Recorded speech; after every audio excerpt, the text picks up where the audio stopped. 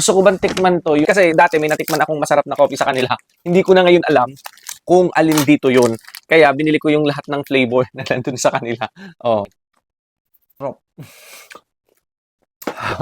And guys, good morning. Ang almusal natin for today's video ay pandesal from Pande, Manila. Ayan, binili namin yan. And ito, kaya ako napabili ng pandesal na yan dahil dito sa palaman na to. Ayan.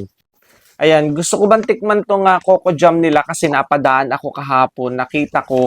So sabi ko, ito kaya yung parang santan na yung katulad nung nabibili, yung ginagawa. Ito na nga. Ang sarap.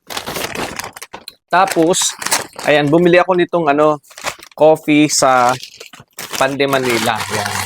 Yan, mura lang naman kasi ito, para lang din yung nabibili natin sa tindahan sa labas. Ito yung mga ganitong sachet nila na coffee. Kasi dati may natikman akong masarap na coffee sa kanila. Hindi ko na ngayon alam kung alin dito yun. Kaya binili ko yung lahat ng flavor na nandun sa kanila. Oh, yan. So kung alin dito yun, pag nagamit at naubos ko na lahat to, so yun na yung bibilhin ko sa Pandi Manila. Mura lang din kasi ito, parang nasa lang, katulad lang din ng mga 3-in-1 yung presyo, parang ganun. Ayan, oh. So, lahat ko titikman to. And, tamang-tama, kaya bumili ako nitong pandesal na to kasi nga gusto ko rin tikman tong kanilang coco jam na to. Tikman natin kung talagang masarap. 'Di ba? Match na match yan. Tapos, magtitimpla tayo ngayon ng kape.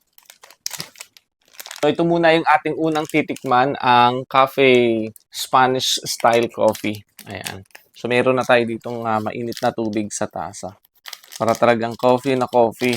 Kasi feeling ko yung iba dito parang may pagka-choco yan, yung flavor. Tikman natin to. May palaman. Ayan. Buksan na natin yung Pande Manila. Tama-tama yung pandesal na to, tigda 2 piraso kami dito sa bahay. Siyempre, pipiliin ko na yung pinakamalaki, baka maunahan pa ako. Baka maunahan pa. And ipapalaman natin ngayon ang coco jam. 'Di ba? Pero iba pa rin yung yung talagang yung gagawa ka ng sariling ganito. Kaso, kapag sariling gawa, ay nako, tumitigas. Tumitigas yung ganun.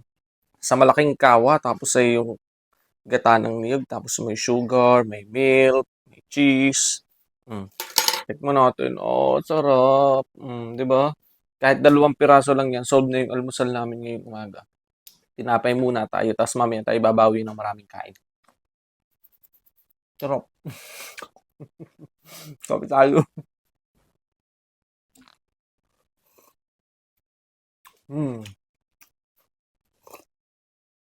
Ito pa.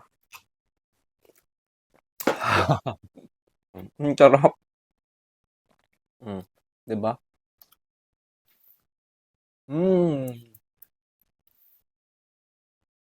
Kain kayo ng almusal. Tanghali na, siguro na 30 ng higit.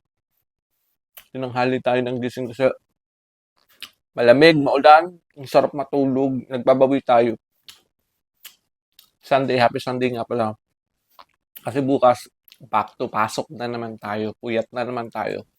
'Di ba? Pag walang pasok, 9 na gumigising, 10, kapag may pasok, 4 ng madaling araw, kaya puyat na puyat.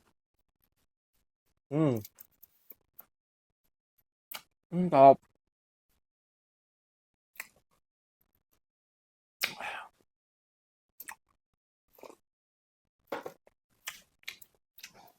Sarap.